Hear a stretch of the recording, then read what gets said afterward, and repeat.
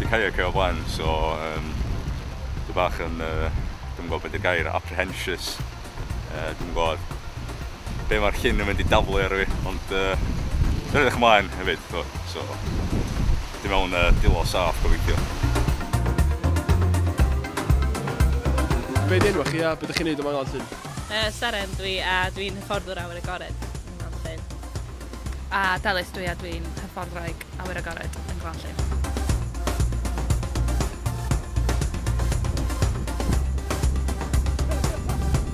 Be nath actually gael chi fewn i awyr agored di? Dwi'n bod fi wedi byw yn yr ardal ar hyd y mywyd, so mae'n rhywbeth sy'n neud yn naturiol, dwi'n meddwl. So ddim yr un diwrnod lle dwi ddim yn mynd allan, mynd am dro, neu dwi'n bod yn mynd ar llyn, neu wneud unrhyw fath o weithgareddau. So dwi hyd i fod yn rhywun sy'n hoffi gwneud pethau awyr agored, so yn naturiol nes i jyst dod yma ac o'n i'n hoffi wneud y pethau. A mae'n jyst yn bonus bod fi'n gallu gweithio a gwneud yr un pethau fyd. Yr un peth, really, dwi'n hoffi mynd allan, wneud y pethau awyr agored. Es i ffwrdd i Brifysgol yn Wrecsam a wedyn dwi dod yn ôl i Wynedd. Mae pob peth yma iddo fi wneud fel nath Seren dweud. Os ti'n hoffi mwynhau wneud awyr agored, pam ddim gweithio wneud o.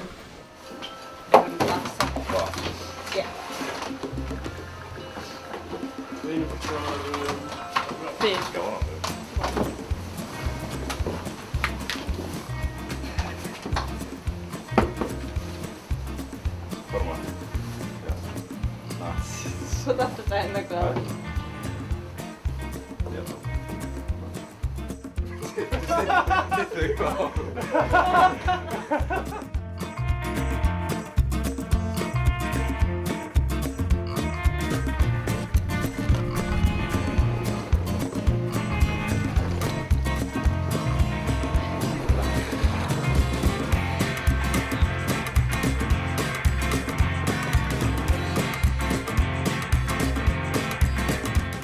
Dylan swim bach.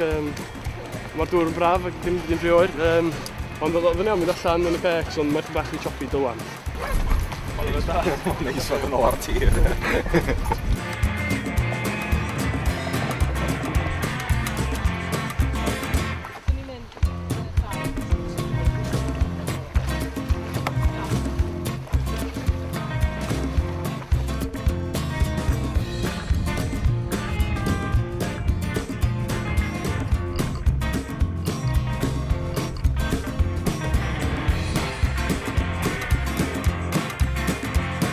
Pa gyngor sa chi reid sa rhywun bobl ifanc chi yn gadael yr ardal i chwilio am waith yn edrych na aros yng Ngwynedd chi?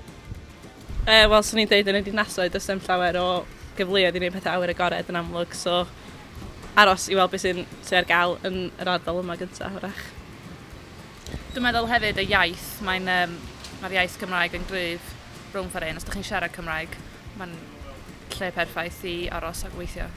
Felly, os ti'n gorfod dewis yr un peth gorau Wynedd, be fysa chdi'n dewis?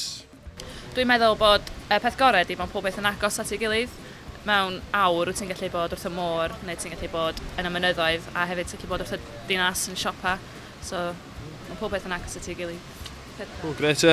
Dwi'n mynd iawn i chdi ta, di hwnna jyst y... Hynna'n iawn, dydi? Hynna'n iawn ni, neu hynna'n iawn ni.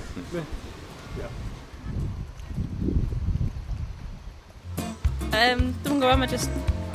Dwi'n gwybod, ni ddim ateb y cwestiwn. Dim ond is gymryd. Mae'n pob beth yn eitha agos at ei gilydd. Ti'n gwybod yn maen chdi? So ni'n dweud nhw i edrych bach yn yr...